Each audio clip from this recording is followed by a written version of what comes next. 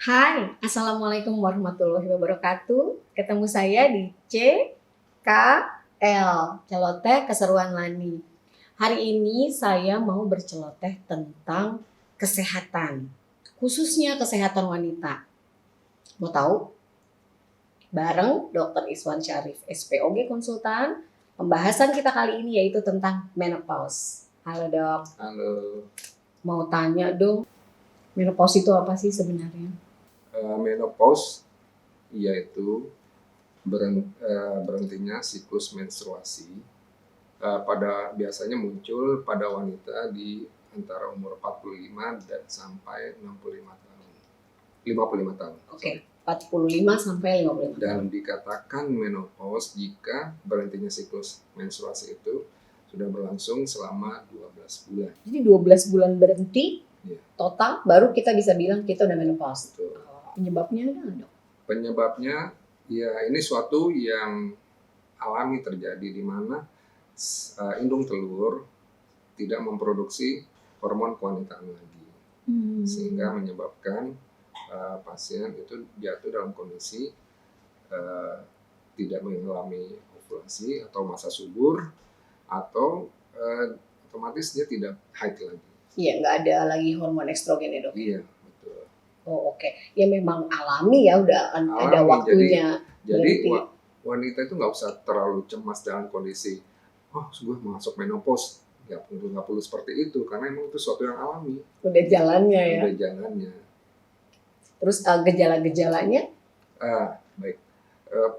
Wanita dengan menopause sebelumnya akan mengalami gejala-gejala menopause jauh sebelum terjadinya menopause itu sendiri. Oh gitu. Jauhnya berapa lama, dok? Bisa beberapa tahun sebelum timbulnya gejala menopause itu sendiri. Dan ini yang disebutkan dengan masa perimenopause. Perimenopause. Perimenopause.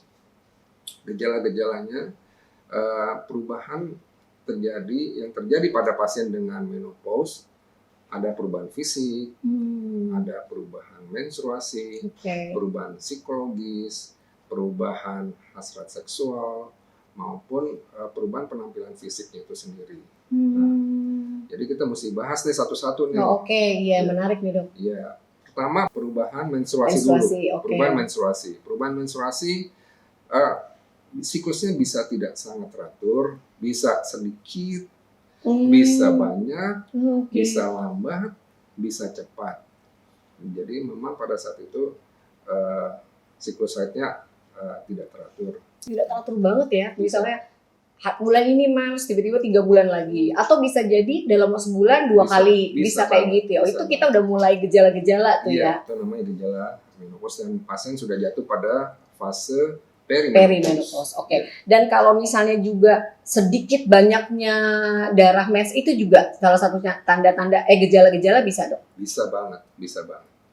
Itu makanya jangan kaget pada masa memasuki gejala menopause atau fase perimenopause, memang terjadi perubahan atau siklus haidnya tidak teratur.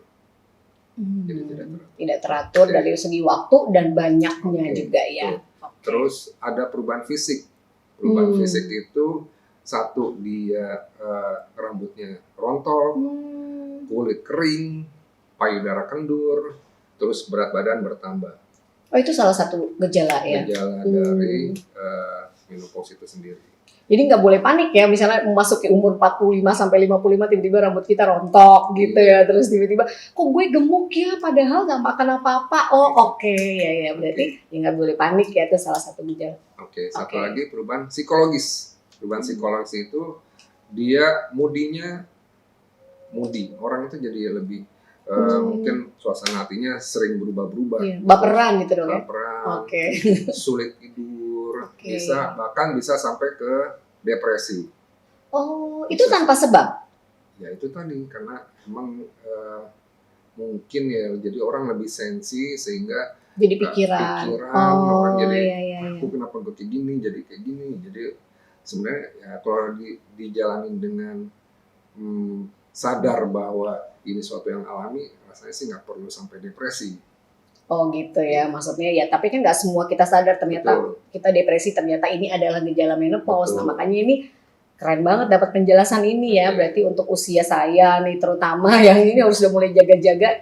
Oke. Terus perubahan seksual. Perubahan seksual itu dalam artian nih, vagina akan cenderung lebih kering karena produksi sekret lendir yang kemaluan jauh lebih berkurang. Karena pengaruh hormon itu.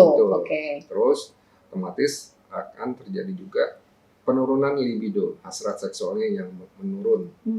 Itu juga sering terjadi pada wanita dengan menopause, gejala menopause. Terus perubahan fisik.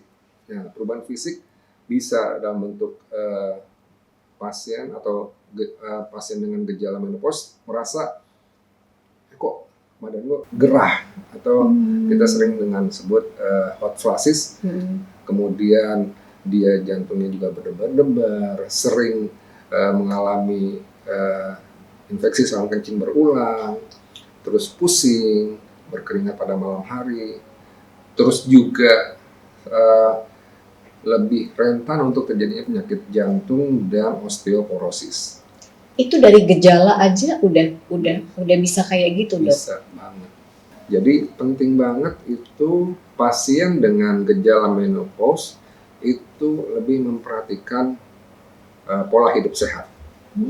Pola hidup sehat dalam artian dia olahraga teratur, istirahat cukup, asupan makan yang pola makan seimbang dalam artian banyak serat, sayur, buah, biji-bijian, hindari makanan yang berlemak, karbo berlebihan, otomatis atau kita tambahkan juga karena dia salah satu gejalanya itu mengalami osteoporosis, otomatis asupan kalsium dan vitamin D juga diperhatikan, lebih ditingkatkan ya. Itu kalau kita udah mulai ngerasa kayak gitu, kita mesti perbaiki di sisi itu dulu ya, Dok. Betul. Dari pola makan, pola tidur gitu, terus happy kali, Dok ya. Betul, itu mesti penting. Jadi kalau kita suasana happy, otomatis hal-hal yang membuat depresi jauh dari kita. Oh gitu.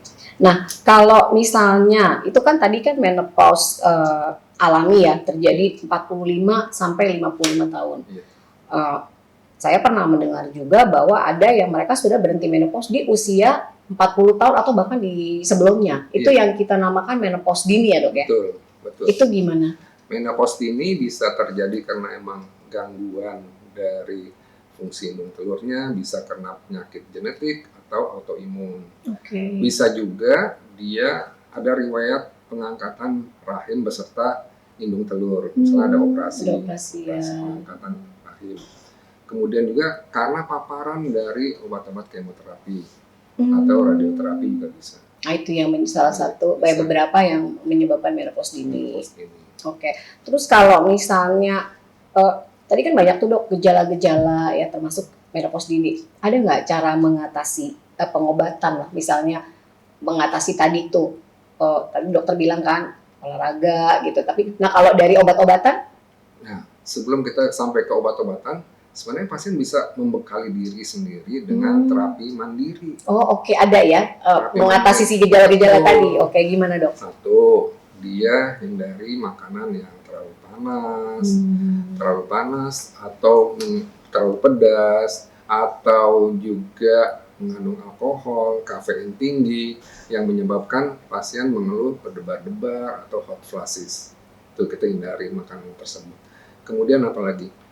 Cara berpakaian, hindarin pakaian yang berbahan tidak menyerap. Makanya sangat dianjurkan untuk yang pakaian katun dan bahannya juga tidak tebal, sehingga juga mengurangi keluhan hot flashes itu sendiri. Jangan ketat juga ya, Dok ya? Jangan. Terus terapi relaksasi, bisa dengan meditasi, bisa dengan yoga. Kemudian juga bisa dengan memberikan pelumas vagina untuk pasien yang dengan keluhan vagina kering dengan water base, yang mengandung water base. Itu kalau yang berhubungan ya, Dok ya. Menghindari yang namanya iritasi karena pemakaian obat. Nah kemudian kalau yang dengan obat-obatan kita bisa memberikan namanya terapi suli hormon atau terapi pengganti hormonal. Bisa diberikan murni estrogen, dalam artian cuman estrogen yang diberikan, itu biasanya diberikan pada pasien yang dengan riwayat pengangkatan rahim. Atau yang dengan dia yang menopause, gejala menopause alami, bisa diberikan terapi sulit hormon campuran antara estrogen dan progesteron. Oh gitu, ada efek sampingnya nggak dok kalau menggunakan obat-obatan? Ada. Jadi kan kalau macam-macam obat-obatan ini kan kita bisa yang dalam arti gini, pemberian terapi hormonal itu kan bisa dalam bentuk tablet, bisa bentuk gel, bisa bentuk krim. Nah, hati-hati pemakaian khususnya pemakaian jangka panjang pasien yang dengan beresiko kanker payudara. Oh, ada efek samping ke situ ya. Berarti mesti hati-hati ya dok ya. Betul. Sebelum menggunakan obat-obatan ya. Betul. Aduh, terima kasih nih dok. Ini lumayan lengkap penjelasannya. Pasti mudah-mudahan bermanfaat buat wanita-wanita yang usianya di antara 45 sampai 50 tahun. Jadi keluhan-keluhan yang terjadi pada wanita itu ketika menjelang menopause bisa kita perkecil. Jadi harus dengerin tadi tuh penjelasan Dr. Rizwan. Kalau ada pertanyaan dan merasa belum puas dengan penjelasan dokter, bisa ditanya di kolom komentar. Nanti akan kita jawab secepatnya. Demikian celoteh saya hari ini tentang menopause dan menopause dini. Semoga bermanfaat. Share for all, happy together. Mau tanya langsung aja ya? Boleh.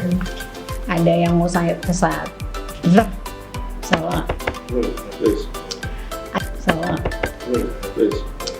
Ada yang mau saya tanyakan tentang menopause. Menopause itu apa sih dok sebenarnya?